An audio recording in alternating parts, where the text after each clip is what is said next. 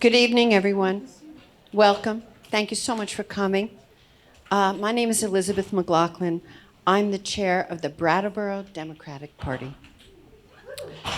We are here in our lovely air-conditioned library, and I want to thank the library staff for hosting us, and also to thank BCTV for live streaming. I was asked by Star to make sure you all see the lovely banners about the history of voting that was prepared by our local NAACP chapter. Why are we here? We're here to have a discussion about the Democratic legislative candidates for our town. First of all, I would like to apologize to David Gartenstein because at one point I spelled his name wrong, and it is Gartenstein with a T. So thank you, David. Secondly, I want to say a few fun facts about the Democratic Party and to remind everyone that this is the Democratic Forum, and there may be other participants, but I am not aware of them. So here's a little rundown of what the State Democratic Party platform says.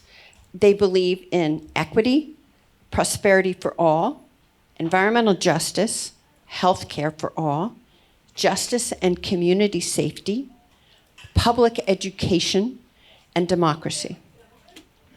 And lastly, I would like to make sure that everybody understands how and where we vote. Early and absentee ballots are available right now. You can vote early in person at the town clerk's office next door. They open at 8:30 a.m. and close at 5 p.m. through August 12th. August 13th is Election Day, and we vote at the American Legion, which is 32 Linden Street, from 7 a.m. to 7 p.m. And it's important to note that absentee ballots for this election must be requested. For the past presidential election, they were mailed to us, especially during COVID. But that's not the case now. They'll be mailed to you only if you request them. Any more information about voting, please go to mvpvermont.gov, which stands for My Voter Page, or call our town clerk, Hillary Francis's office. Thank you, and let's have a good evening. And let me thank Olga Peters for being our moderator and turning the evening over to her. Thank you.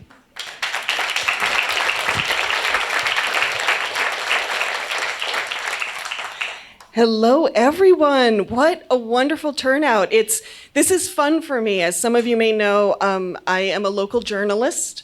I write for The Commons and Vermont Business Magazine. I also host and produce a podcast called the Montpelier Happy Hour, and I don't normally get to see my audience. So this is such a pleasure to see you all here tonight. Rundown of the evening. Candidates will have an opening statement. We have some prepared questions. No one has seen them before tonight. And then they will have an opportunity for closing statements. It's going to be a packed night with 5 candidates. So we'll try to get in as much as possible. Candidates, if you could remember to keep your responses to 2 minutes, that would be helpful. And just a couple housekeeping questions. Restrooms are located over here, 1 floor up. And if I'm missing any, I'm sure Star and the wonderful library staff can direct you. We won't have an intermission, so if you need to use the restroom, please just help yourself. Another housekeeping note, as I mentioned, I host and produce the Montpelier Happy Hour. Candidate Representative Emilie Kornheiser is a regular contributor on that show, but she and I have not discussed this panel, and she did not see the questions beforehand. So, without further ado, I want to thank Brooks Library for being here. And I would like to start with David Gartenstein with your opening statement. And it would also be wonderful to hear, David, since we are in this great library, if you have any fond memories of libraries. Thanks, Olga. I do have fond memories, particularly of this library. My three boys, Ben, Sanam, and Jacob, all came here regularly. Harry the dirty dog was a pretty good starting place for all of them, and we're really glad to be having this forum here. And I'm really glad to see everybody come out to speak with us tonight. Will I start with my opening now, or we're going to go across with library statements? Okay, so I want to start by thanking Liz McLaughlin for organizing this. I want to thank Olga for moderating. I want to thank all of you for attending. I want to thank all the other candidates who are here tonight to have this discussion. Government is a core part of the compact by which we agree to build a community that's stronger, that's more resilient, that's fairer, and that's better. And over the course of the vast majority of the last 30 years, I've had the opportunity, the honor, and the privilege to serve in government on select board, high school board and town school board, development review board as your town meeting moderator, and as a prosecutor here in town. I want to bring those skills and that experience to bear to help make government in Montpelier as effective as possible. So there's a range of priorities that I would focus on. We want to make sure that services are delivered, but that taxes are sustainable and affordable. We want to make sure that our schools, our public schools, are strong. I've got significant experience in the criminal justice system. We want to make sure that our criminal justice system and our laws reflect our shared values and that there's comprehensive programming, substance abuse programming, mental health care programming that's available both inside and outside of the criminal justice system. And it's also important that the discussions we have, the interactions that we have, they're conducted with respect, that we make our decisions based upon the best available information, that we listen to each other, and that we consider all information and hear all voices when making decisions. Those are the things that I'd like to achieve as a state representative. I'll look forward to working with you tonight.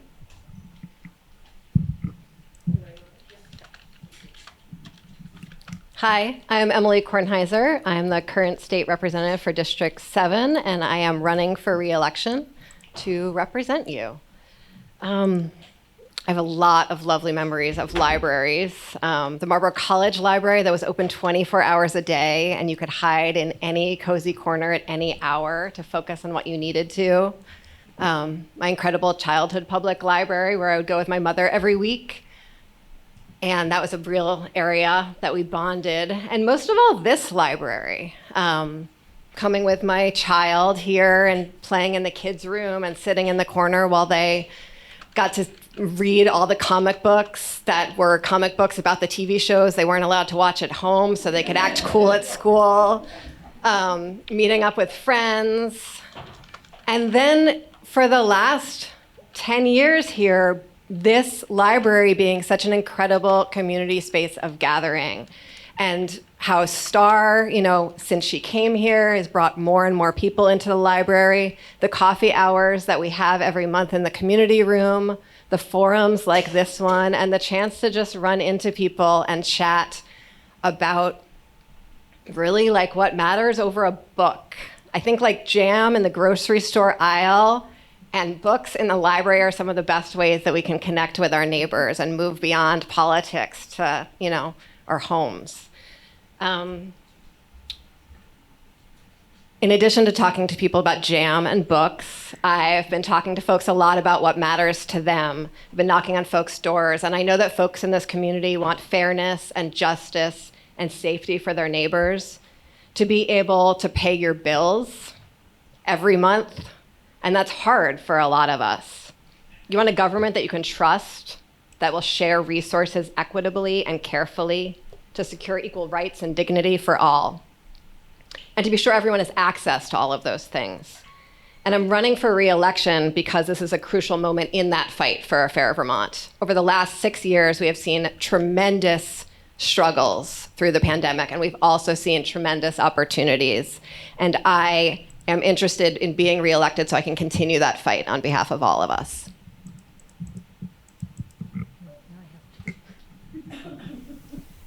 Don't talk about the libraries. 2 microphones.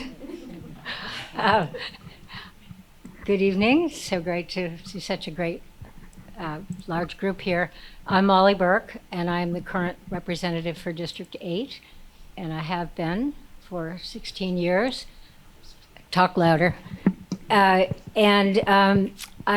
for libraries, I remember my childhood library, a small little library that looked like a house, and it had a very cozy downstairs with wooden chairs and tables and things like that.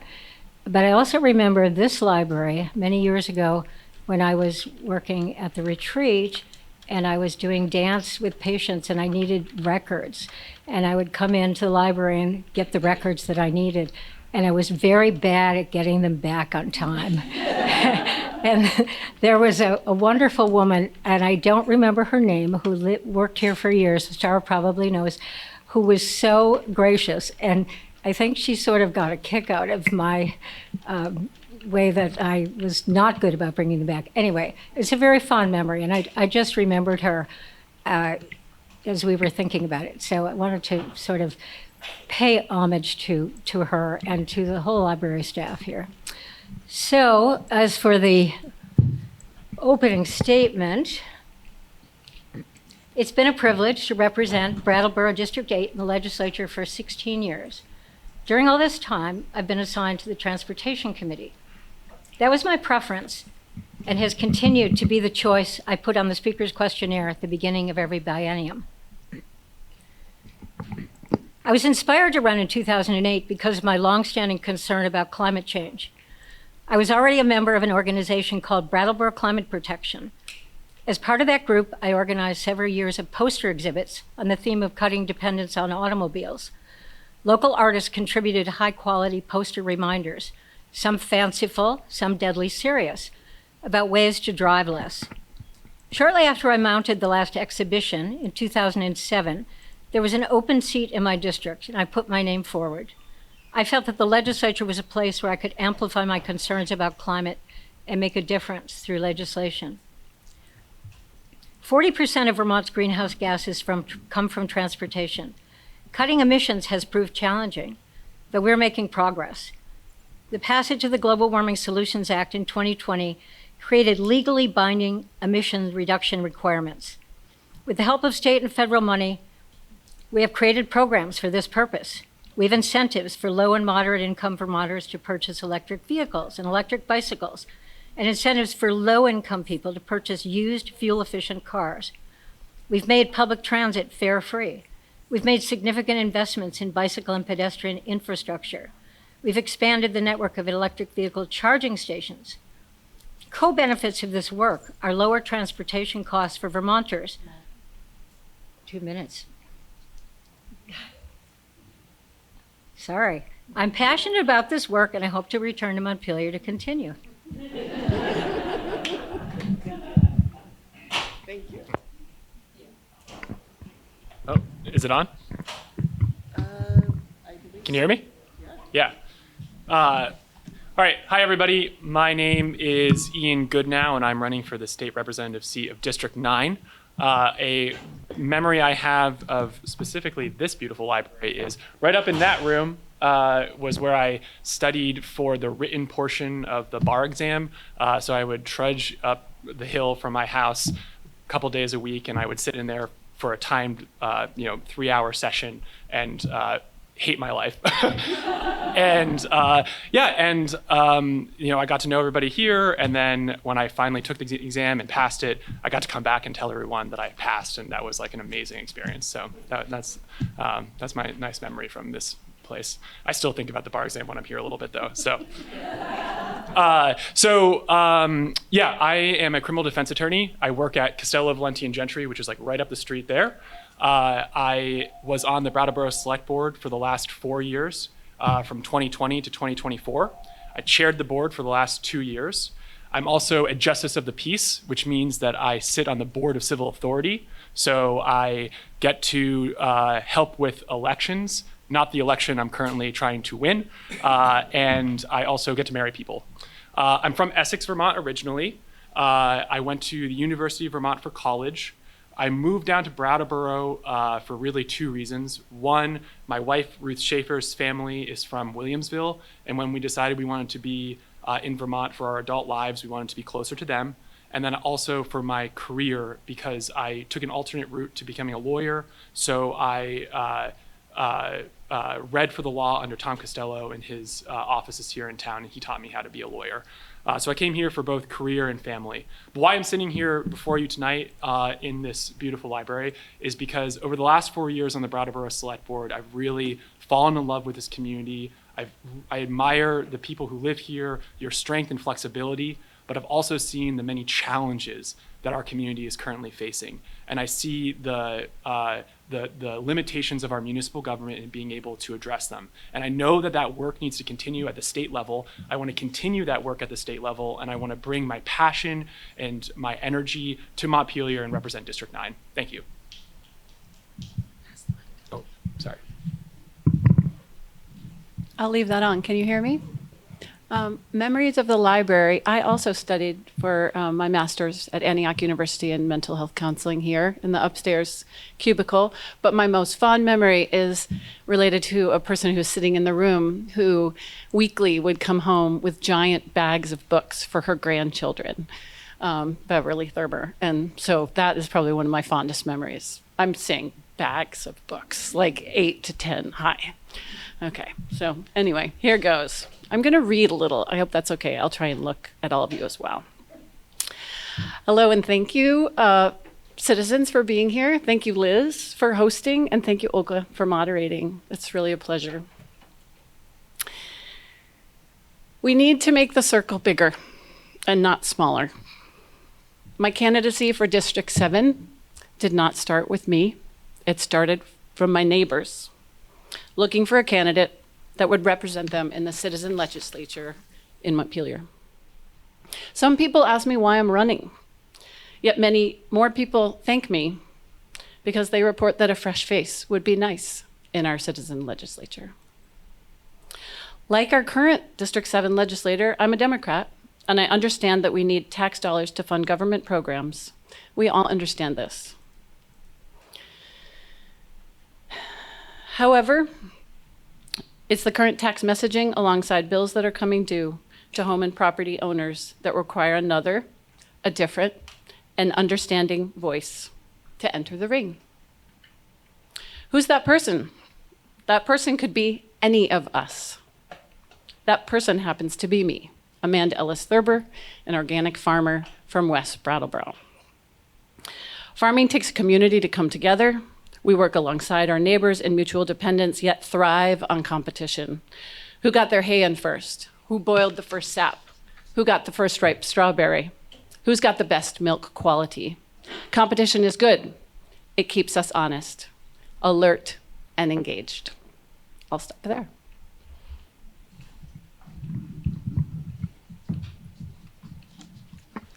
Thank you very much, everybody, for these wonderful opening statements. Before we go on to the question part, I just want to do a check-in. How is the sound for everybody up there? Okay, not great? Can you hear me now? Okay, so candidates, look. David, you're probably fine, but see how close this is to my mouth? There we go. That's what we want.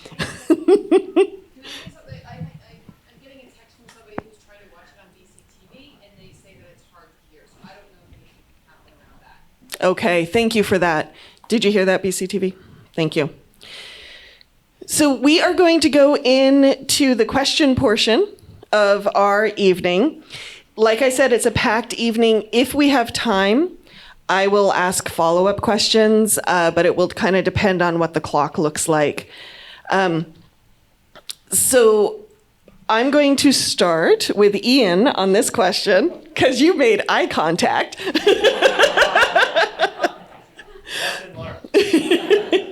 So everyone everyone here on the panel is coming with a variety of experience. And some of you have worked in the State House, some of you have worked at the municipal level or the school board level. But outside of government, I'm curious what skills and what experiences have prepared you for this job? And how do you feel that connects to being a part of the Democratic Party? And yes, 2 minutes, please. Yeah, thank you very much, Olga. Glad to be the first one to answer this one. So outside of government? Yeah, so I would say for me, first I would definitely mention just my job. I do criminal defense work mostly, and I work both in the private and the public sector. So we do work like both for people who pay our firm money, but then also we work for the state of Vermont through contracts. And that includes work on a serious felony contract where I travel all across the state to the prisons to work with clients who are currently held there to represent them effectively. And through that work, I think I have seen a side of justice and of our system that I don't think many people do. And I think that is something that I really bring to the table. I think the other perspective that I bring is my age and where I'm at in my life. Vermont is going to be facing an aging population crisis in the next decade or so, and we are going to have to address it one way or another. And I believe that putting people in positions of representation who are living the experience of what it's like to be a young professional who wants to start a family, who wants to own a house, who wants to build their career here is critical. Because the diversity of representation in Montpelier is what makes it strong. And so I think that I bring that perspective. I'm working every day to try to make Vermont viable for myself. And I see the way that I struggle and the way that other people in my cohort struggle. And I think that I want to bring that perspective to Montpelier so that that voice is heard. Because I don't know if it is being really heard right now. And how do you feel it connects to being part of the Democratic Party? Oh, how does it connect to the Democrat? Oh, I mean, I'm a Democrat. Because it has to do with, because we want the government to work for everybody. And so from people who are currently sitting incarcerated, waiting to go to trial and how the system fails them, to our younger Vermonters who are trying to make it here and not move away, to our older Vermonters who want to stay here and live in place and age in place with dignity and respect, but don't have the money or the ability to because it's too expensive. And I think that those perspectives are what I bring and I think relate directly to my own soul as a Democrat. And what I would potentially bring as a representative of Brattleboro. Thank you. Mollie, would you like to go next?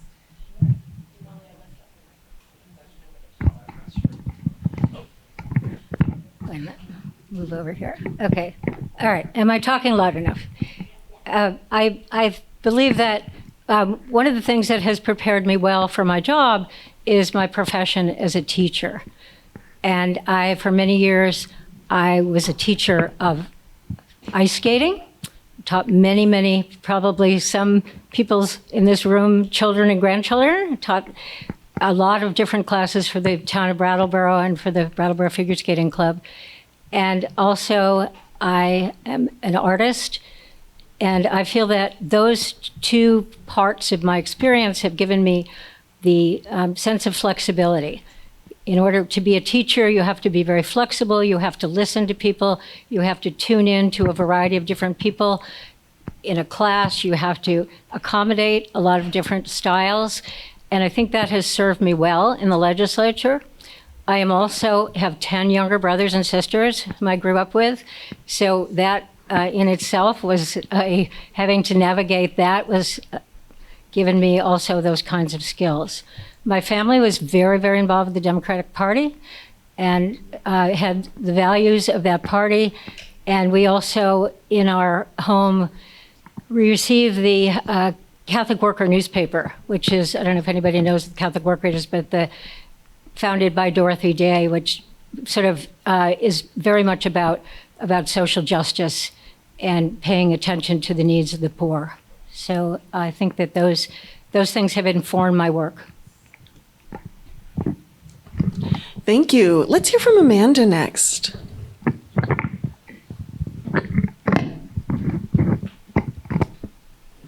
Can you hear me now? Okay, great. Sorry, PCTV listeners. Outside of government, I would say the strengths I bring are my experience being a mental health counselor in a community mental health setting in Greenfield, Massachusetts. I worked as an outpatient therapist for many people struggling with being unhoused, substance abuse, trauma, poverty. And that gave me a deep well of not only empathy, but also the understanding that we truly have to serve people who are suffering. Another thing that outside of government that is something I know about are emerging adults. I have 3 of them that I've raised and are, some are out, some are not quite out into the world. And what I hope for our state is that we have opportunities for them to not only the wonderful richness of our arts community, our wild places, our farms, our get your hands in the dirt experiences, but there are also options for a financial future where they can buy their own home, where they can actually have money in their pockets towards a future.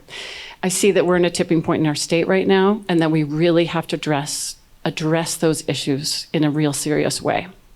And that's it. Thank you so much, Amanda. Let's hear from David Gartenstein, please. Oh, I'm sorry, David. I jumped the gun. You did have 30 seconds left, Amanda, and I don't think you talked about how your experience connects to the Democratic Party. You're right, Olga. I did not. My experience and how it relates to the Democratic Party, I would say thinking of being present, being aware of needs in our community for those less served, and how to creatively find solutions for housing, solutions for substance abuse treatment, solutions to help our medical staff in our current community contend with a very chaotic situation in our regional hospital. So that is where it ties in to the Democratic Party. Thank you. Thank you. Okay, now, David, all yours. Thanks, Olga. So I grew up in Brooklyn, New York, and my experience there, the beginning of my life was right in the middle of this vast melting pot of people.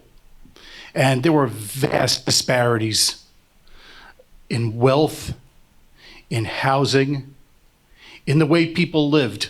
Horribly blighted neighborhoods, just around the corner from where we were living. And we were living in the midst of a community in the early 60s that had also experienced very significant loss in the Second World War. And those experiences instilled in me a sense of social justice, wanting to work for the betterment of the entire community. And it's something that I've tried to live for and to work for throughout my career. So if we're talking about experiences outside of the government, I've been working in the government for the last 20 years as a prosecutor. And I come up against those issues every day, but I'll try to step away from those because that's government-related work. I've watched here in Brattleboro as the community has struggled with changing issues over time. So I got here 40 years ago, 42 years ago. And the issues we faced then are different from the issues that we face now. I think that what I've seen is a way significant lack of comprehensive programming, substance abuse programming, mental health programming, right? We saw deinstitutionalization in the 1980s in the Reagan administration, but it wasn't accompanied by really robust development of substance and mental health care services. And those are things that I want to see us work on more comprehensively and more diligently here in Vermont. We're a small state, 500,000 people, and we should be able to be the vanguard in providing services. And we don't have long-term care here. I mean, people who are struggling with substance abuse disorder can get short-term stabilization, but have to go elsewhere for long-term programming. It's just not the right model. I think that those values are exactly what the Democratic Party is about. It's about inclusion and representation and making sure that everybody is treated fairly and everybody has the chance to rise up and to be better. I would like to start by seconding everything you just said, David. So thanks for giving me an extra 2 minutes of content there. Including the growing up in a place where I could see really significant income disparities and the impact that had on my view of how government could and should work. So I fell in love with Brattleboro for dozens of reasons, but two really come to mind in this moment. One is moving here and realizing that this was a place where folks made eye contact, said hello to each other, and then solved tough problems around a table. And that was possible. To face your neighbors, to disagree, and to work through tough problems. The second reason I fell in love with Brattleboro was because when I was, I owned a restaurant downtown. I was 7 months pregnant, and because of my partner's mental health break, I wound up a single mom right before I was going to give birth. And this community showed up with their bodies, with their love, with their food, with their baby holding, with beautiful cemeteries to walk in and playgrounds to play in, and a food stamp office and a welfare office that did not judge me and that I did not feel judged by. And so those two experiences I carry with me every day as I'm doing this work. But what those experiences brought me to was a commitment to work in government for my entire career. And so the ways that I've done that has brought skills that I think I really bring to my work as a legislator and as a candidate. One was I spent a significant period of time in international development, brokering partnerships overseas between businesses and state governments, federal governments, in order to forward human needs. HIV/AIDS prevention with potato chip companies, and last mile connectivity in Tanzania with cell phone companies so that farmers would have prices at the farm gate. And in doing that work, I was able to look at the fact that we can have the same goals and work towards them with different means. And that means bringing all folks to the table. And so in doing my work now here locally as a facilitator, I'm able to bring lots of different people into the same conversation, set a big picture goal together, and realize that we can all find a way to win, even if we don't agree at the beginning. I'm also going to just jump right in and say I'm also a member of the sandwich generation. I'm paying off my student loans while my child is going to college. I have a mortgage. I have significant property taxes. It's my father just moved here, and I'm going to have to care for him too, and it is a wild ride to be on. Thank you. And I want the Democratic Party to be the party of working people. And that is the number one thing I bring to this job every day. Thank you.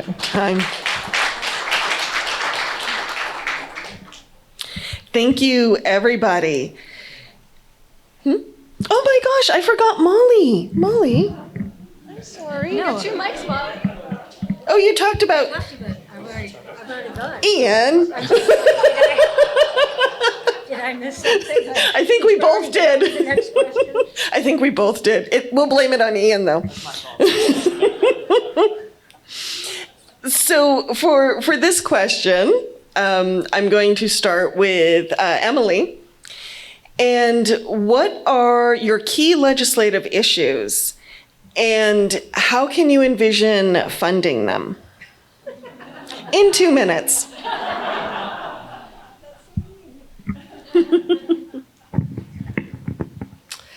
I think David did a great job of talking about the comprehensive needs in this state. Before the pandemic, we were held together with duct tape and baling twine, and the pandemic really widened those cracks.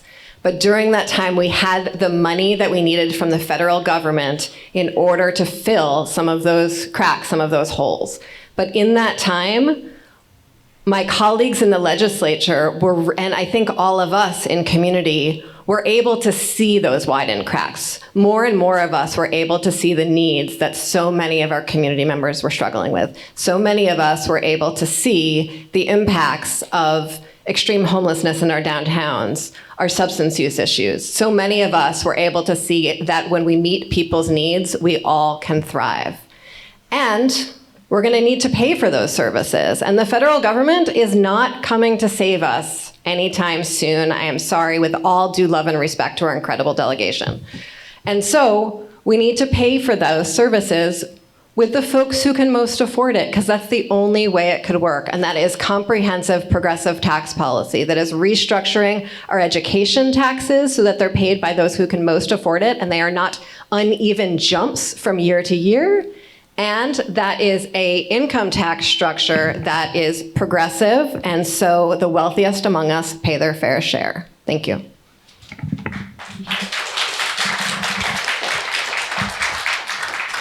And I'm going to pick on Ian again. What are your key legislative issues, and how do you envision funding them? Yes, thank you. Whoa, it's very loud now. Wow, it's throwing me off a little. So key. Oh, I am sorry. That's it. Moderator, bad moderator. This time it's on Olga. I get that time back. So my key legislative issues are housing, affordability, and criminal justice. Those are the things that when I sit down and I'm thinking about the future of Vermont, these are like the key issues that I think are impacting Brattleboro and our community here, and also our key issues across the state. From my time on the Brattleboro Select Board and chairing the board, the key issue is housing. I really believe that almost every issue that we are facing here will be at least alleviated. The tension on them will be alleviated some if we can fix the housing crisis. Because if it's the workforce, if it's the opioid epidemic, basically everything, if we can solve the housing crisis, that will help. And so, I think as far as criminal justice goes, it has to do with wraparound services that we can actually serve the people who are interacting with our judicial system from the beginning, from the moment they're arraigned, all the way through to the end of their term, if they end up serving some kind of term. And it's all going to be expensive, paying for more judicial officers, judges, prosecutors, public defenders. How you build enough housing, it's not just going to be Act 250 reform, right? This is going to cost money. And I think the two things are, one, that Vermont has to have a fair and equitable taxation system that makes sure that everyone is paying their fair and equitable wage, and that includes the very wealthy. And then I think the other part of it is, and this comes a little bit from my time on the select board of balancing the $25 million budget, which is pretty small in comparison to the state budget,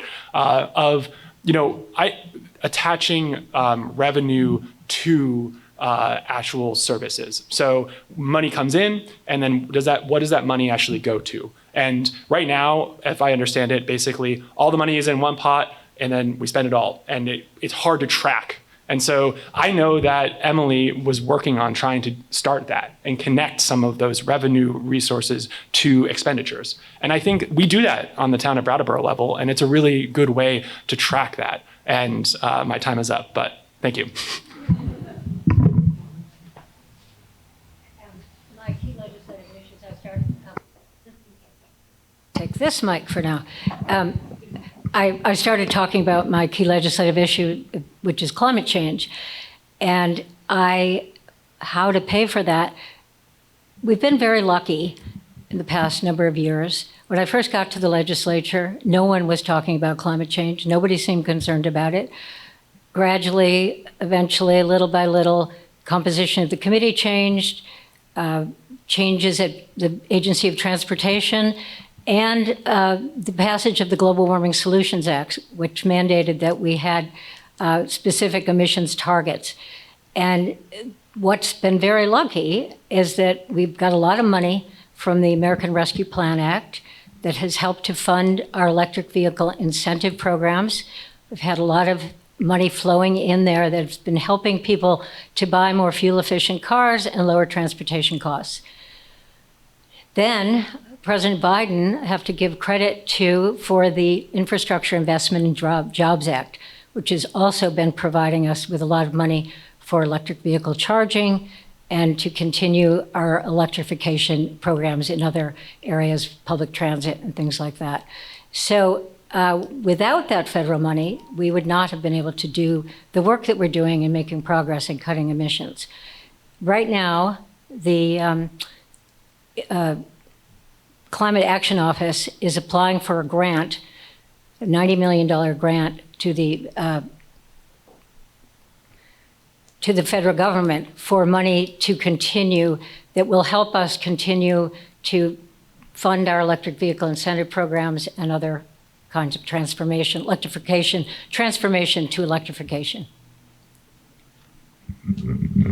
Thank you, Mollie. David, would love to hear your thoughts on key issues and how you envision funding them. One of the core issues that I've focused on for a number of years since I was on Select Board has to do with the substantially high tax rates that we pay here in Brattleboro. We pay higher taxes than surrounding towns. I was canvassing yesterday on Upper Dummerston Road, and if you go 3 houses north, the tax rate in Dummerston is way lower. A substantial part of the reason for that appears to be that we're funding the region's economy here in Brattleboro, and we have to pay for those services. We need a paid fire department. We need a paid police department that's capable of responding to the issues that arise because services and economy is centered here, and we don't get back from the state a fair share in terms of revenue sharing in order to help fund those services. Now, there's other similarly situated municipalities, regional economic hubs throughout the state. And one of my goals is to work with those municipalities to determine whether we can create effective change that's going to assist with our local tax burden. Now, I agree with the issues about progressive taxation. Progressive elements have been taken out to a large extent from the tax code federally, and corporations don't pay enough taxes. And those things need to be addressed, and they should be addressed on a state level as well. I would say that as to reform in the criminal justice system, the absence of programming in the system is contributing to reoffense rate. And we need to make sure that there's way better programming in the jails in order to help break that cycle of criminality and help to support people who want to become productive and contributing members of the community. And those are, I think, cost-saving measures that will also help to strengthen the community as a whole. Thank you so much, David. Amanda. I'm getting better at this, can you tell? First of all, I want to say that I love duct tape and baler twine, and I also love vice grips. So those are just some personal anecdotes. These are my main topics. Supporting tax policies that promote economic vitality without hurting the middle class. A strong and stable voice for tradespeople who build our future and agriculture that feeds it. Sustaining our older Vermonters with housing systems so that they may thrive. Creating competitive opportunities to prepare our young people for success. Supporting a systematic approach to stabilizing school spending and revitalizing our healthcare workforce for whom we owe so much. I'm going to speak to the final one in regards to funding. Vermont will be receiving an opiate settlement money, 13.8 plus, like other states, New Hampshire, Massachusetts, Pennsylvania, Ohio. Those funds will be coming into our state. And I sincerely would like those funds to go into our regional hospital system and address our healthcare workforce and overwhelming situation, which piggybacks onto what David said about not only is the judicial system overwhelmed, but the hospital system is currently overwhelmed. We need targeted care for mental health crises. We need targeted care for detox within our hospital systems. So that is a creative funding strategy that I feel very strongly about. But as you know, I've never been a legislator. And the people sitting here, especially Emilie, has. So her depth of understanding of that is far greater than mine. Thank you.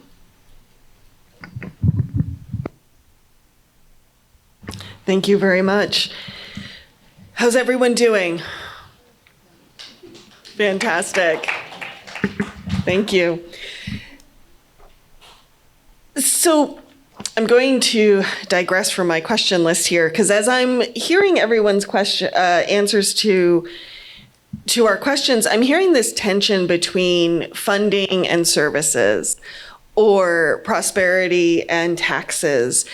And looking at the Democratic Party's platform, prosperity for all is one of the tenets. And so I'm curious from everyone here, how do you define prosperity for all, and what would be the first lever that you would move in order to bring that about? Let's start with David.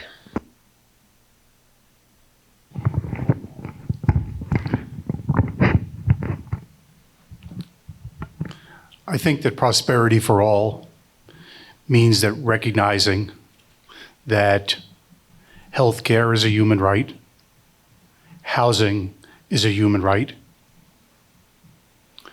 but that we need to incorporate within those systems accountability. I've been thinking a lot in the last couple of days about the dividing line between voluntary delivery of services and mandated delivery of services, because that's where we're calibrating how the government is functioning. Where do we rely on people to engage voluntarily, and where are requirements imposed? Very, very difficult question. Very difficult question. And I've been thinking about it a lot in the context of housing, right? Housing first is a model that is often followed. And the theory is that in order to get people onto the road where they can create effective change in their own lives, they need to be housed first, all right? But I've heard a lot of people in the community who would prefer to see requirement to engage in programming, in substance abuse programming, in mental health care programming, and in other supportive programming. And at the very least, I think those things need to be re-examined and addressed right at that line between voluntary and mandatory engagement in services in order for us to really have an opportunity to create effective change. Thank you, David. Amanda.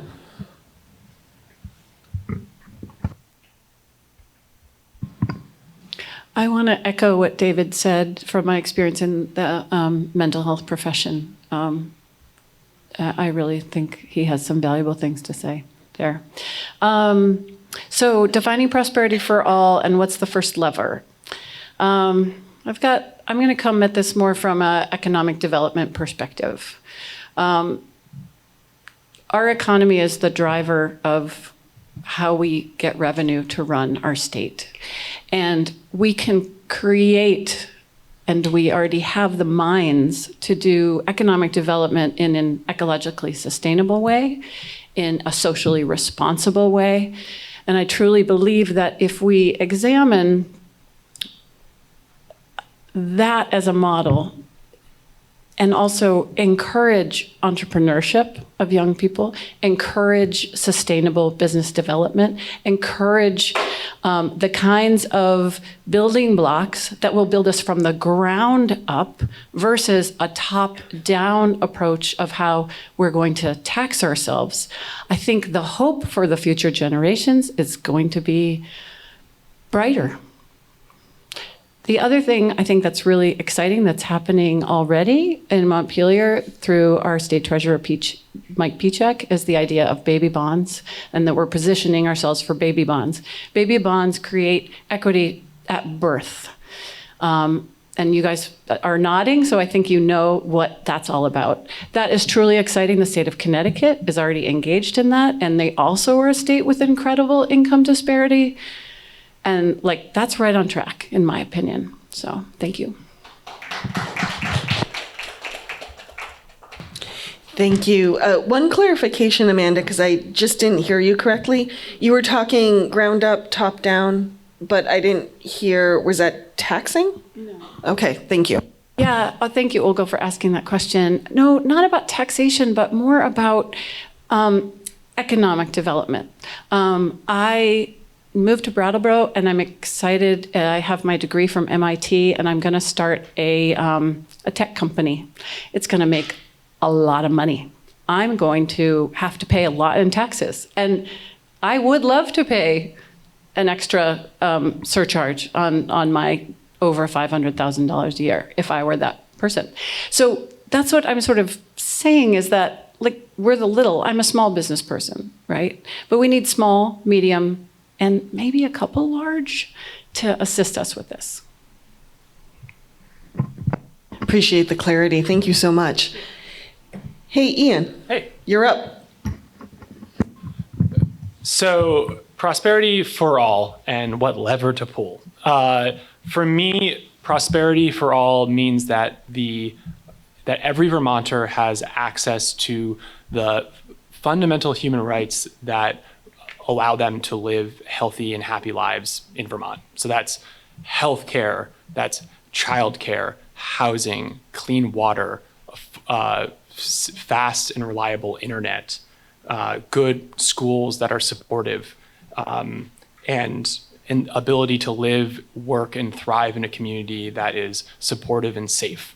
And so as far as what lever to pull? I think the first lever to pull is the lever that is actually looking critically at everything that our government does from the municipal level all the way to the state level and even federal, but that's not really what we're talking about, and asking ourselves really critically whether we are moving the lever forward in making sure that every Vermonter has access to those fundamental needs. Because without them, they are being left behind and they're not being able to live thriving lives here, which I believe every single Vermonter has a right to and should have access to, and the government should ensure that they can. And so I would hope that that work is already being done, but I really believe that there needs to be intentionality in the kind of programming that we fund and the kind of services that we create to ensure that we're pulling everybody forward.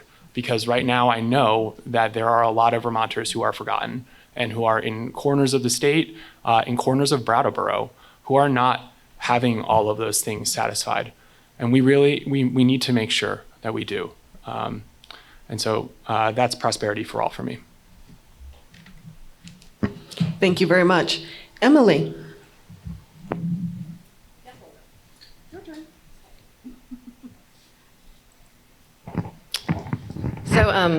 Somewhat embarrassingly, I have a tagline for my campaign, a slogan, I guess is what they're called, and that's committing to community.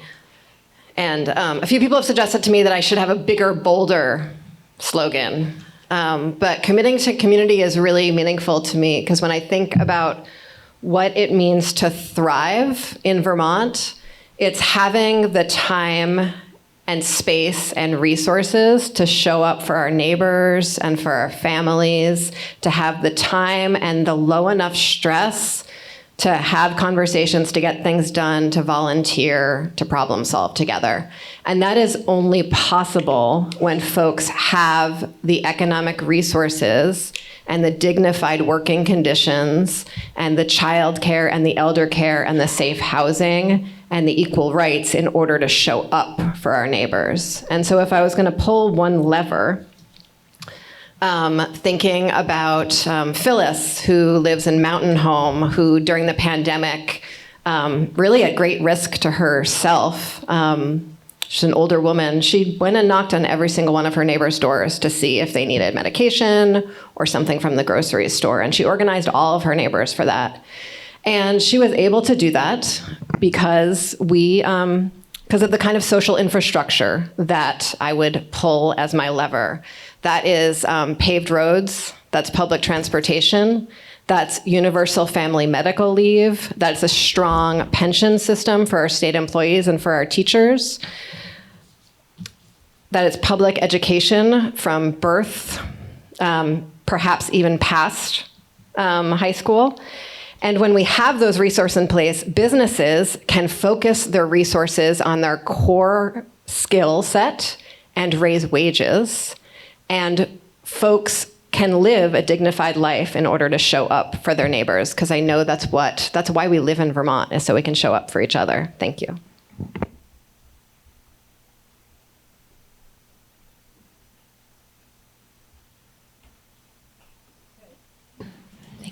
For me, prosperity for all means having no worries.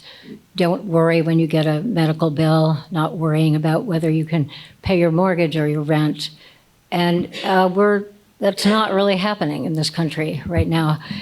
And I think about the child care bill that we passed last year. Child care is a huge expense for families, and yet it's a workforce issue. People need to get to work. In order to be at work, people need childcare. And you may notice it in your paychecks this week or your bills that we instituted a very small payroll tax in order to help fund a childcare fund that's going to raise the eligibility level for families, be able to get subsidies for childcare. It's going to help pay childcare workers who are notoriously underpaid, give them higher pays. It's going to help childcare centers, open more childcare centers. And I think that that's an example of something that I know in the province of Quebec, because of their subsidized childcare program, their GDP increased significantly because women were able to enter the workforce. So how do we think about these things? It's a small tax, but it's really helping the economy, it's helping families, it's helping to reduce stress for families. That's just an example. I'll stop there. Thank you so much, Mollie. Thank you, everybody. Going on to our next question, you've heard it here tonight, mentioned many times, and it's been talked about in the press quite a bit, and that is taxes, and particularly education taxes, which the legislature really worked through this year, trying to keep a perfect storm of increases as low as possible, which was a near impossible task. So my question to all the panelists here is, given Vermont's reputation as a high tax state, whether you agree with that or not, given our proximity to sales tax free New Hampshire, and given our community's concerns about taxes, what do you feel is the path forward when it comes to taxes, and how do we address them going forward? And if you're talking about municipal or education, could you just clarify that for people, because they don't always operate the same way? How about Mollie? Would you like to jump on that one first? Sure. Thank you. Is this just taxes generally or school taxes? For folks who maybe didn't hear Emilie's question, she said taxes generally or school taxes. I leave that up to you. Just please clarify for the audience if you're talking about one or the other, or if you're talking about both, so people know. We had a whole conversation about this on Saturday at the library. Understandably, and people I've been hearing from are very concerned about the recent increase in the school property tax. And what has happened, and I don't want to spend my whole time talking about it, but it was a perfect storm of school budgets coming in high and the legislature having to cover the costs of all the school budgets. And we can go into that in more detail. And we found ways to reduce that somewhat, not enough, but as a way out of that, the yield bill that we presented, H887, I believe, sets up a commission on the future of public education in Vermont. And it's going to look at ways in which we can have a sustainable education system and also affordable to taxpayers. So we are in a very bad position right now, and there's nothing we can do about the current situation, but we're dedicated to and determined to find a way out of this situation. How can we keep school budgets lower? How can we fund our educational system in a way that creates a wonderful education system that is affordable for taxpayers? Thank you. Thank you, Mollie. Yes, in reference to the commission looking at the future of education taxes, Emilie or Mollie, do either of you know the timeline of that?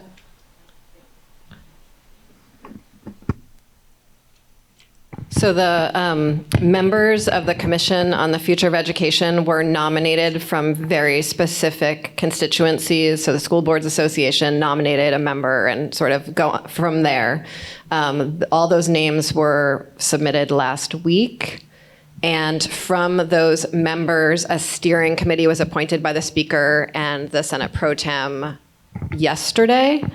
And so from there, the interim secretary of the Agency of Education is going to call the first meeting, and they will create a work plan then. So that will happen during the month of July. They are required to do a really comprehensive series of public meetings. And we will be sure to make sure that folks down here know when there are public meetings down here, but they do need to be in every county and ideally every school district. And that will happen a first round this fall and then likely another round next year. There are preliminary findings due this January and then another round the following January.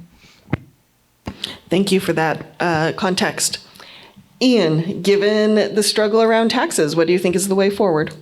Thank you, Olga. I'm going to go also with education because I think that's what everyone has on their mind right now. So why are we even talking about it? We have a constitutional responsibility to provide education for every Vermonter, and that education should be supportive and quality for every Vermont kid. I am a product of the Vermont public education system. I went to public elementary, middle, high school. I went to the University of Vermont. And like I talked about, I used a very unique Vermont program for learning how to be a lawyer. So I proudly represent what you can get out of that for what that's worth. But yeah, I also freaked out when I saw how much our taxes were going to increase. But it's really important that we don't rush into a quick fix, right? That is, I think, sometimes a natural reaction is to try to leap and addressed this as quickly as possible because it really scared people. But governing from a position of fear is a bad way to do it. And so I really, I echo sort of what's been brought up already about what came out of the yield bill, that we're actually funding a real look at how we can move forward with Vermont's future in education. We're bringing in all of the stakeholders in education in Vermont to seriously think about what is the future of education here and how are we going to achieve it. And the reason why we don't want to rush it is because you got to think of the stakes. We're talking about future generations of Vermonters and their education and how they're going to be able to live here and work here once they get out of school. And so I think it's really critical that we take our time. We know that it's an important issue and that we end in a place that's not penny wise and pound foolish, and that we continue to invest in our future. Thank you so much, Ian. Amanda, your thoughts? An easy pass. That's an easy pass over to the microphone. Well, this is a tough one. I think we have it better in Brattleboro than Killington, which I read WCAX said they're getting a 24% increase in their property taxes. So we should be thankful that 13.8 is a lot better than that. What would I do? I'd listen to the experts in school funding. I agree with Ian that it's a process. And it could be a long process.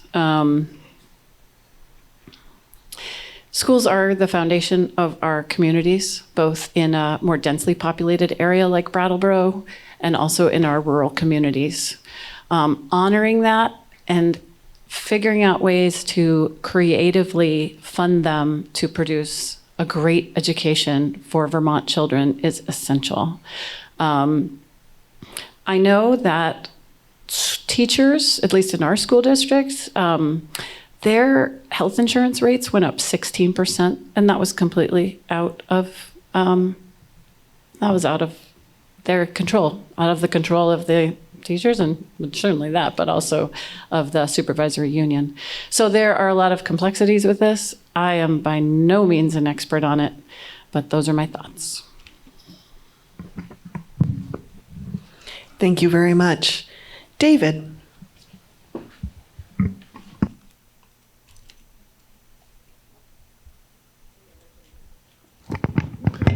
I think the microphone's broken forever. Ever since Vermont Supreme Court ruled that children's educational opportunities can't be tied to the value of the grand list, we've been struggling with how to answer that question. How many people remember gold towns? All right. That was an early solution.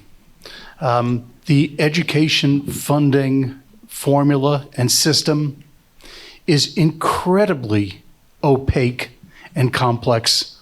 I served on high school board for 3 years. I served on town school board for 3 years.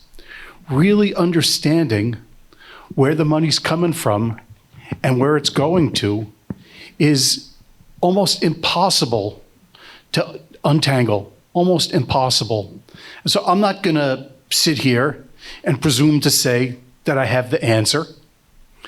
We haven't been able to figure out the answer in, what's it been, 20 years, 25 years since that Supreme Court decision?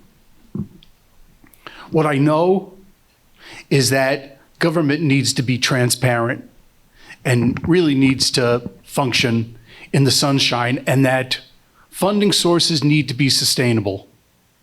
So a significant part, it seems, of the reason for that significant tax increase this year is because we were relying on outside funding sources. We've increased some services. We've had increases in expenses for healthcare and in salaries. Those are things that are important. We now have universal pre-K and universal meals. It's important that kids come to school ready to learn. But we need to have sustainable funding sources, and those were not in place as those services were being expanded. And we're faced with the bill right now. We need to develop a system going forward that fully accounts for the costs that it's going to take to have the excellent schools that our children deserve, and that also take into account our taxpayers' ability to pay for those. Thank you, David. Emilie. I'm going to be honest that my jaw tightened in like a really significant way when this question first started. I was kind of remarkable to feel it. So I, for better or for worse, was the person this year who was presumed to know the answer to that question as the chair of Ways and Means. And I don't have the answer. And this next year, Vermonters have some really tough decisions to make. And it's going to take everyone in this room showing up in a meaningful way to continue those conversations. There are a lot of teachers in this room, and it's really nice to see you all here. There are a lot of parents in this room, and it's really great to see all of you here, and a lot of taxpayers in this room. It's nice to see you too.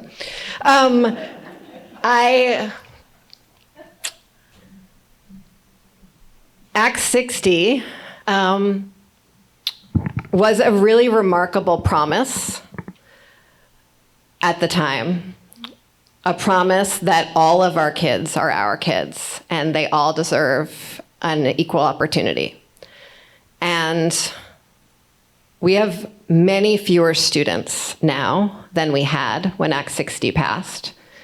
And we have the same structures in our public education system as we did when Act 60 passed.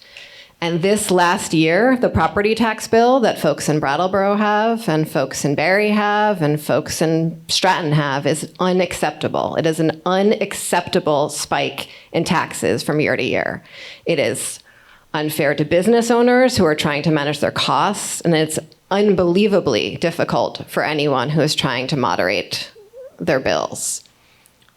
The yield bill that passed has a lot of mechanisms in it to lower costs for lower income Vermonters. We have a long-standing progressive property tax system in Vermont, but it is not enough to withstand this year's changes. And anyone who has spent any time in our schools will say there are not enough resources right there, right now, to meet the need. And so we have really hard decisions in front of us, and the decisions that folks in Brattleboro are going to want to make are not the same decisions that folks in Grafton are going to want to make, or the Northeast Kingdom are going to want to make. And in order to actually make meaningful change, we are going to need everyone in the state to agree on where our priorities are. And it's going to take everyone doing that, and it's going to take some really tough prioritization and remembering that all of our kids matter, and our communities and our schools and our teachers are what's needed to move this next step forward.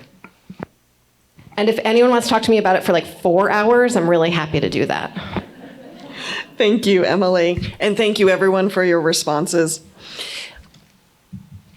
Another issue that has faced a lot of folks in Brattleboro and Vermont in general has been the opiate crisis and folks working through opiate use disorder. There was discussion about having a, oh my gosh, thank you. Could you say that in the microphone, Emilie? Because I totally blanked out. Overdose Prevention Center. Thank you. Sorry about that, everybody.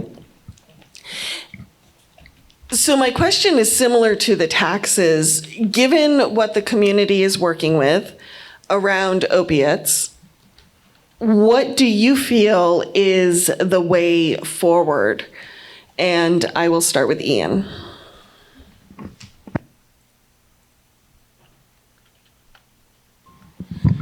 So I think I'll just address the elephant in the room, which is what my position is on the overdose prevention sites.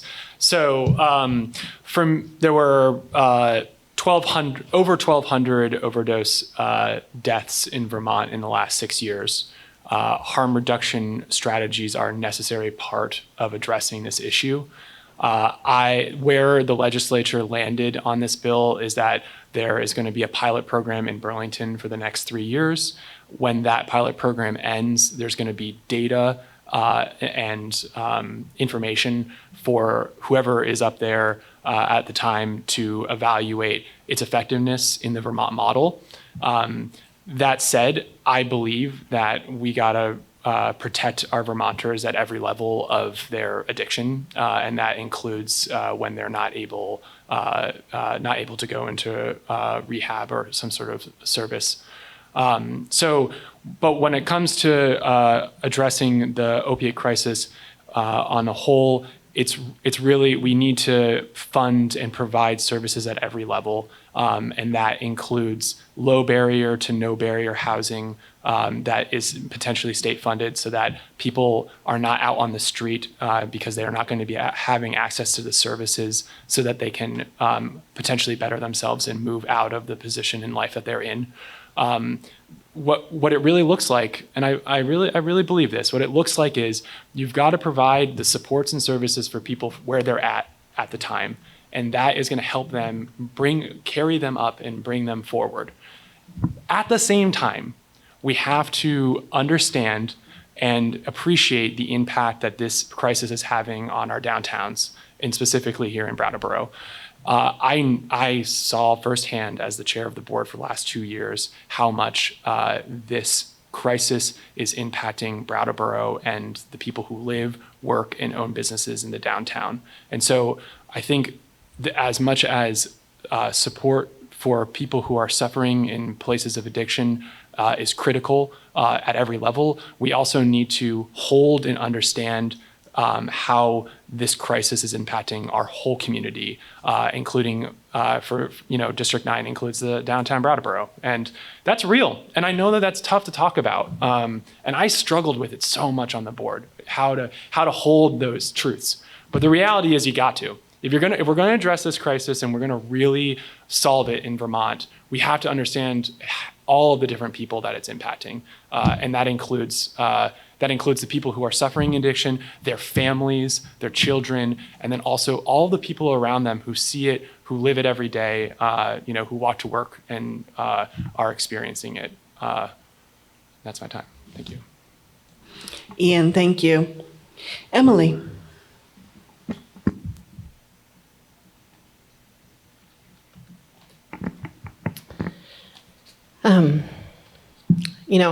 Our neighbors and our friends are dying.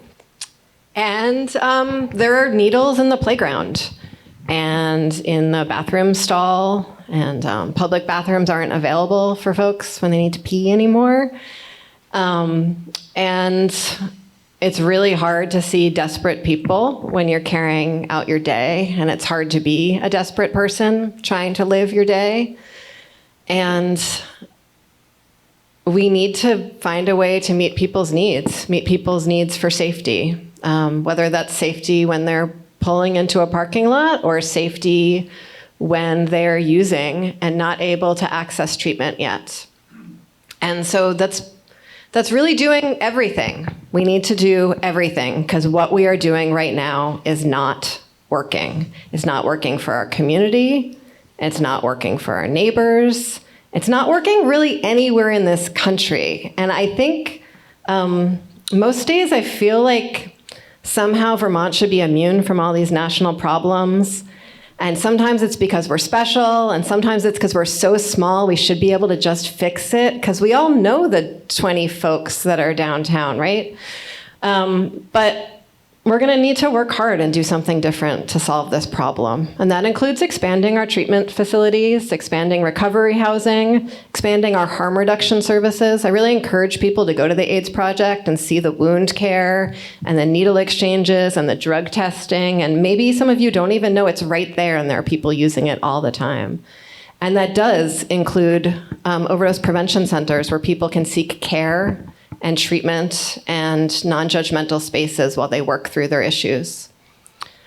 And I'm, Vermont and Brattleboro has a lot to do to get ready for that. And so I'm grateful that we have this next year while Burlington is piloting the Overdose Prevention Center, where we can have these conversations as a community to figure out how this might work for us and how we want to care for folks here and how we can make sure that we all know how we want to show up for our neighbors and work through those issues. And I'm imagining that whatever service providers in Brattleboro want to be at that table, whether that's HCRS or the AIDS Project or Groundworks or all of these incredible organizations, the retreat that collaborate to solve these problems, I think they need each of us here to continue coming to these meetings at the library to talk about these tough problems with each other. Thanks. Thank you so much, Emilie. Mollie.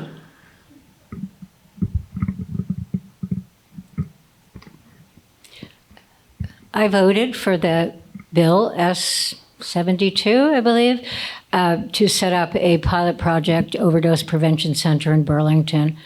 I think it will give us the information we need. It's not the only answer. We need to expand all our services, the housing, all the different wraparound services that we can. We also need to stop the flow somehow of drugs. And when I was canvassing last election cycle, walking around neighborhoods and people would say, well, that's a drug house there and that's a drug house there.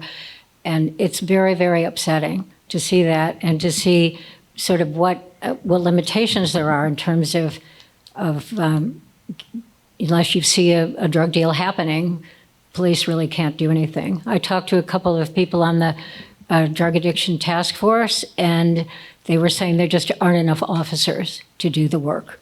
And I know they have done some great work in Brattleboro in getting rid of some of the most egregious places, but it's flowing into our community, and it's very hard to figure out how to stop it. At the same time, then we have this whole population of people who are hanging out on the streets coming. It's terrible that people in the library have to deal with this. And what a sad thing we have. And I know that addiction is a very hard thing to kick. So we have those two sides of the question, but I'll stop there. Thank you so much, Mollie. David.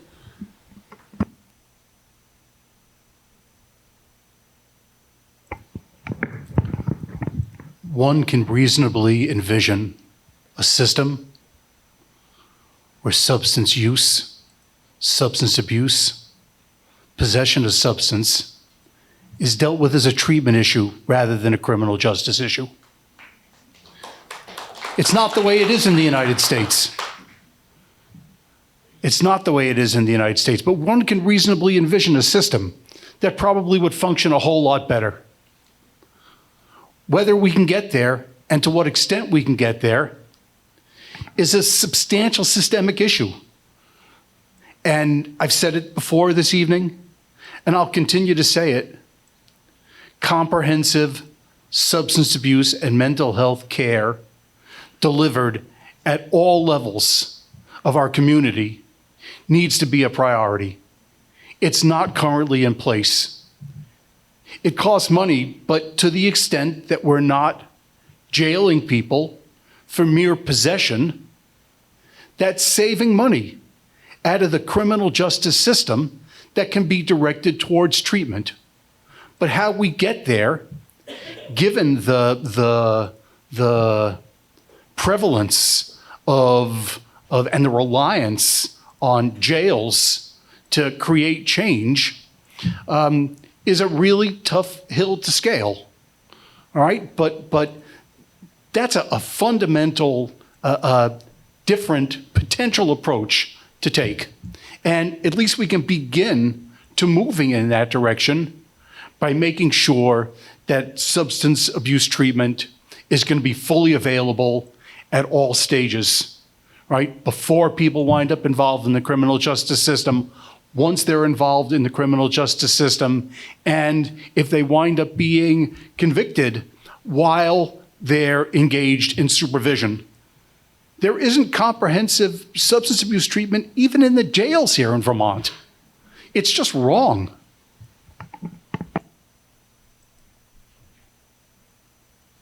Thank you, David. Amanda.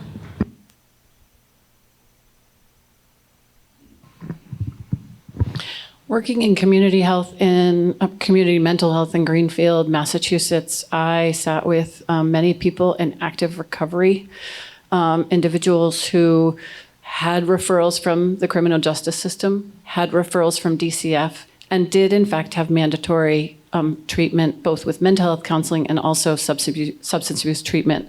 The first step was methadone for users who, for the most severe users for a period of time, with hopefully a step down to buprenorphine at that time, also called Suboxone. At that time, that person could possibly engage in the workforce if they chose. They definitely expanded their abilities to engage in their community, care for their children, be part of their children's lives, and live actually really still on that road to recovery. You're always on that road to recovery. You're always in recovery. But yet there was a life that they had, that they got to be with their parents who were aging, that they got to be with their children who were growing. They got to go to Little League games. And that hope that comes from engaging in recovery, I think, is critical. So not only taking away the stigma of being an addict, but also knowing that that person can have a life that's either in sustained recovery with the support of medication, which is also called harm prevention, or maybe at one time, being at that tiny little bit of buprenorphine and then saying, yeah, I can do it. But it's really hard. So what I'm trying to say is, I think that an overdose prevention center in a town the size of Brattleboro, which is less than 15,000 people, is an experiment that may not be the best one for us. I think that what we need is more robust treatment, as David mentioned. We need sober housing. We don't have any sober housing in the town of Brattleboro. People who are coming either discharged from the Brattleboro retreat in critical care have no other choice but to go back to a living condition that they were in before. And we need more robust services.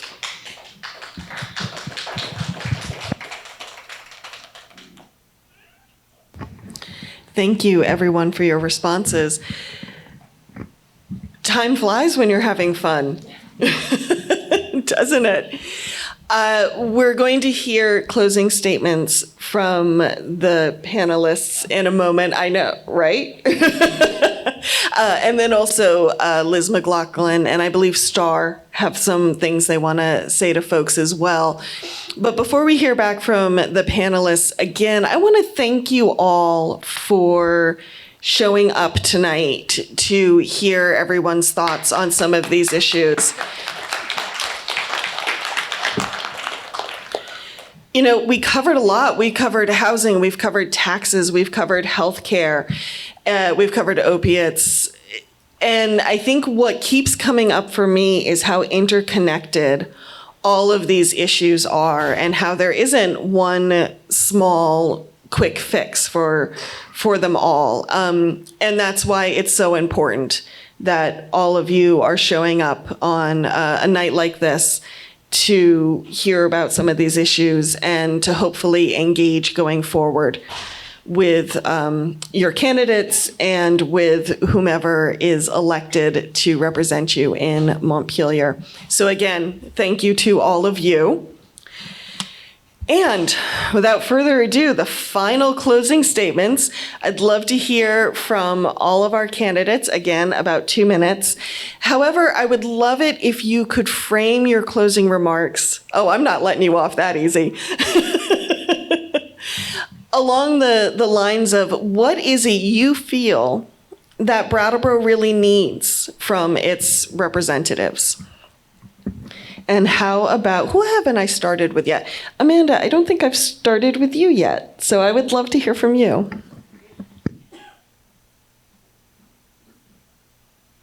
Pardon me, thank you. What does Brattleboro need right now is the question. And any closing statements? Yes. Brattleboro needs a listener.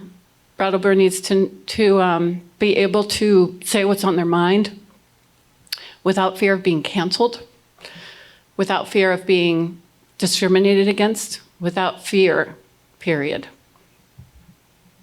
By the close of the legislative session this year in May, the overriding theme was vitriol and toxicity at our State House.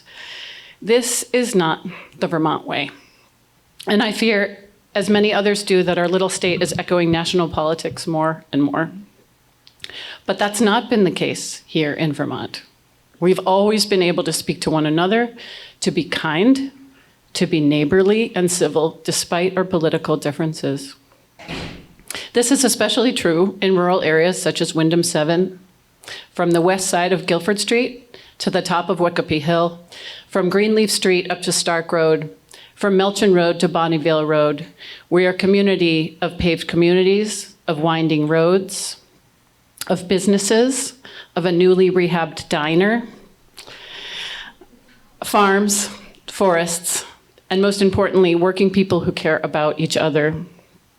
I can bring that secure base to Montpelier, a listening ear and a responsive voice for our district. In this campaign, if elected, I seek to be the voice for veterans, farmers, recent high school graduates, healthcare workers, electricians, plumbers, artists, teachers, town workers, emergency service providers, building contractors, older adults, small business owners, truck drivers, nonprofit employees, entrepreneurs.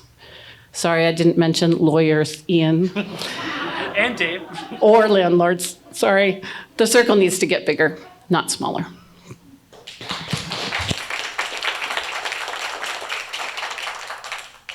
Thank you so much, Amanda. Mollie.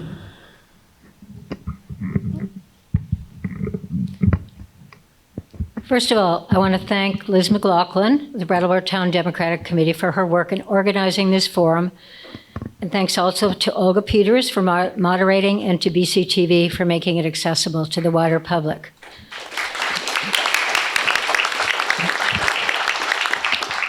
We're living in difficult times. 3 recent Supreme Court decisions have cast a pall over our work, magnifying the power of the presidency, impacting the regulation of environmental policy, and changing the way that that communities can address the unhoused. These decisions will intersect with our work in the legislature. The federal government has been a crucial partner for a variety of programs in transportation, healthcare, criminal justice, education, environmental issues, and many others. Will that support continue to flow into Vermont? The Vermont legislature is a collegial and collaborative institution.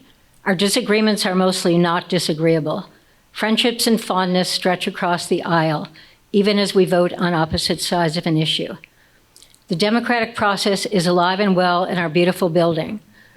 I believe and hope we can maintain the character of our body, even in the face of outside forces. Now more than ever, we need to cherish and protect what we have. Here tonight, we've had an opportunity to do that on a local level, to ask questions, to understand complexities, to hear different points of view. And here tonight, we have an engaged citizenry, an important element in the exercise of democracy. As we go forward, we will need all of us to participate in this process and a legislator who's accessible. Thank you, Mollie. Before I hand it on to the next person, did you want to give a minute to, or a couple seconds to, what you believe Brattleboro needs specifically from its lawmakers? Well, I tried to get that in at the end. I believe, a lawmaker who's accessible. I really love running into people in town that say, oh, I'm sorry to bother you about this. And I'm saying, no, that's fine. I really would like to talk to you. So I think that that's important. Certainly you need much more than that, but that's the thing I can think of right now. And if people want to find you, how do they do that? Best way to get me is by email. Maybe they would show on the TV the legislative email addresses.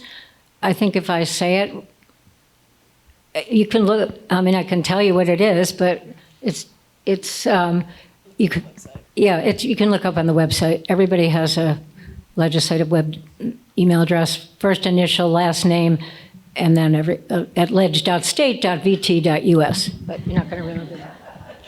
Yes, if you go to vermont.gov, all the current lawmakers, you can get their contact information. And I just want to quickly go back to Amanda, because I'm sorry, I forgot to ask you, if people want to reach out to you, how can they do that? You can email amandaforvermont@gmail.com. You can also direct message me on Instagram, Amanda for Vermont. And you can look at my website, Amanda for Vermont. Thank you so much. David, closing statements, and what do you feel Brattleboro needs specifically from its lawmakers?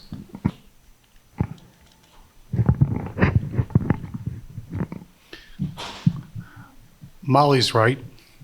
We live in this era of hyper-partisan politics that's really causing damage to the fabric of our country.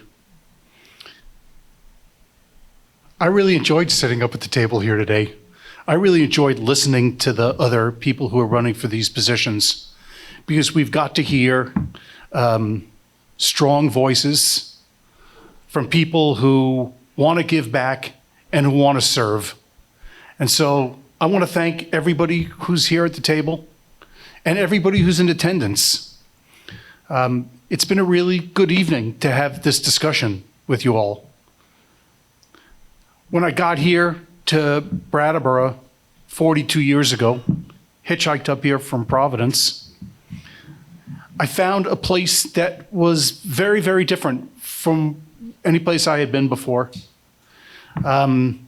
It's a walkable town. It's a town where people communicate with one another, where people look each other in the eye. I heard that said tonight. And right away, it seemed like home. And I think what our voters deserve is representatives who are members of the community, who understand the concerns that all of us are expressing and are going to work to try to create effective solutions. Participation is one of the most important parts of our democracy. And so thank you all for coming and participating. And we'll look forward to seeing your votes and hearing your votes. My website is davidgartenstein.org, and you can reach me there.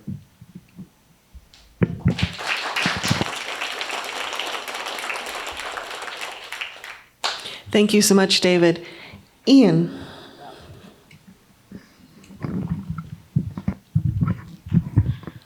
So I believe that our legislatures need optimism, energy, and empathy. And I think I'm chock full of all three. So we've covered a lot of ground tonight, and it can be hard not to get pessimistic when we are laying out before us all of the challenges that Vermont and Brattleboro is currently facing. And, in closing, I kind of want to share my own perspective on it. I was on the Brattleboro Select Board during the pandemic and the, post-pandemic time. I got elected in the beginning of March of 2020, and I had no idea what was coming. And I saw political discourse really take a nosedive. I worked through all of that because I really am a political optimist. I believe in Vermont, and I believe in Brattleboro. I believe that with hard work and dedication and vision, we will work towards a positive trajectory for ourselves, for our children, for the future generations. Not done quite yet. Dramatic pause. I know that we can't see all of the solutions to the problems that we've talked about tonight. I certainly don't have them. But what I do believe is that we've got the right people. We've got the right people in this state who are going to find those solutions. And I want to be one of them. And I want to be one of those people for Brattleboro. So I want Brattleboro to use my energy, my passion for this work, for public service, and my love for Brattleboro. I want you to use it. Send me up to Montpelier. Let me represent you. Let me do good work. And I think that you will find that I am going to be a very worthy representative of District 9. I want to thank you all so much for your good listening this evening, for your attention. If you have questions about something that I said this evening or about something that came up, please feel free to reach out. One of the best parts of this campaign has been getting to meet lots of people in Brattleboro that I haven't met before. And I hope that if I haven't met you already, that I'll have an opportunity to do so before the election. You can reach me at my website at iangoodnow.com, and you can email me at iangoodnowvt@gmail.com. Thank you very much.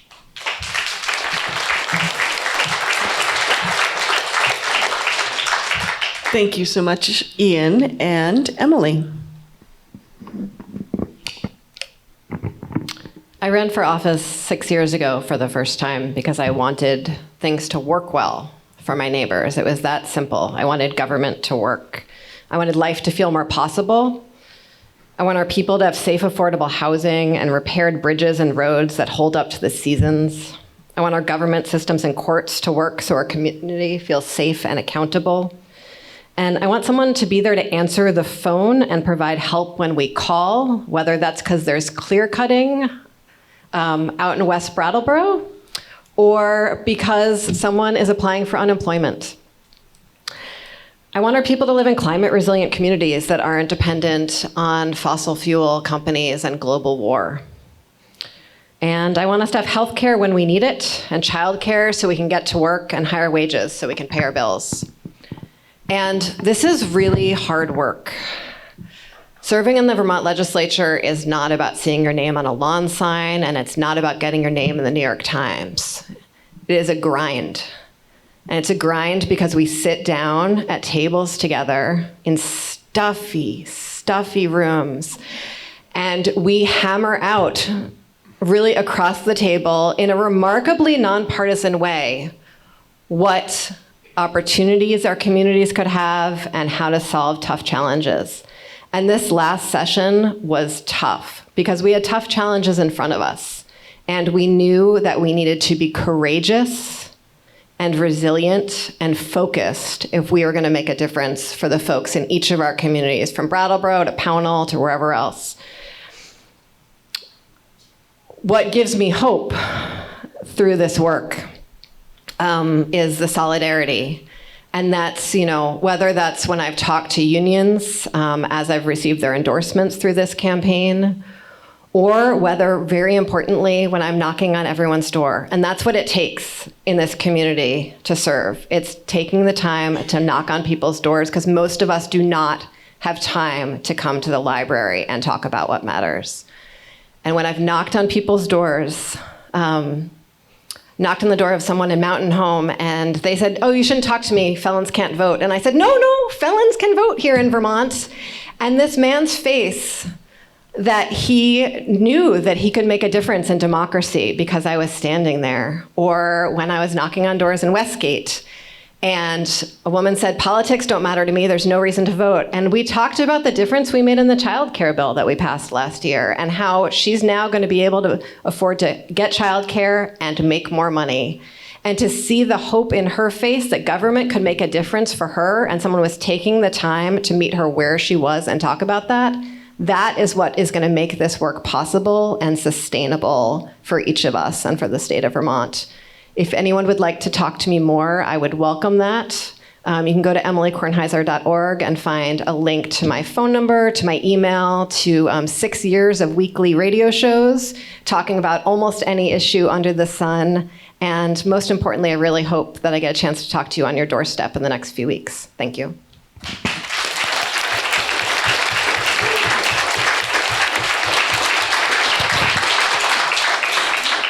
Thank you again, everyone, for turning out tonight. Thank you, Amanda, Ian, Mollie, Emilie, and David for being here.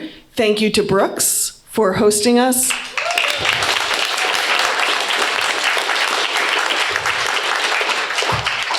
Thank you to BCTV for sharing this video with folks who maybe couldn't be here tonight. And without further ado, Liz McLaughlin. And thank you very much to you, Olga. I thought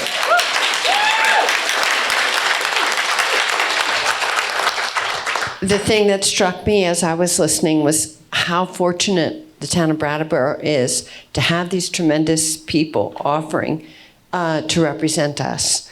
And the caliber of these people is just tremendous, and we're really very fortunate.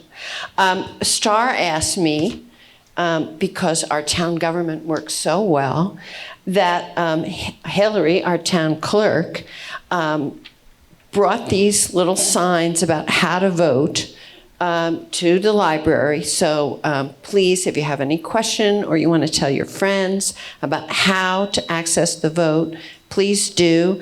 And please tell all your friends about this interesting conversation that we had, and make sure that everybody is enthused to vote, because it's just so very important. You know, it's not just the presidential race, but all the way down the ballot. All our candidates need our votes. So thank you. And good evening.